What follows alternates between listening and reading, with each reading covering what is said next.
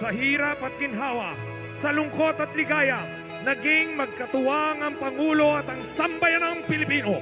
Sa loob ng 6 na taon, sa paglipas ng panahon at pagsibol at pagyabong ng magagandang pagbabago, tayo ay magdiwang at magpasalamat na tayo'y nagkasama nang dahil sa ating pinakamamahal na Pangulo.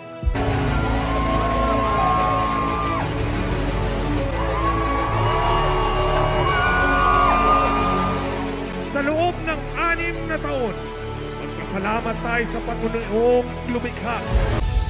2016, nung nakilala natin siya, ito ang tumibag sa lahat ng balakid upang sa gayon, tayo mga Pilipino ay maintindihan, maunawaan at malaman ang tunay na halaga ng pagiging isang Pilipino. Pahiram nyo sa amin ang inyong mahal na Rodrigo Duterte para matikman namin ang kasaganahan ng Davao. Tatay, maraming salamat po nang dahil sa iyo nagkaroon ng magandang kinabukasan ang aming mga anak, ang aming mga apo, ang aming susunod na henerasyon. Maraming salamat po, Tatay. Thank you po. Niwala ba kayo na mabuti ang Panginoon?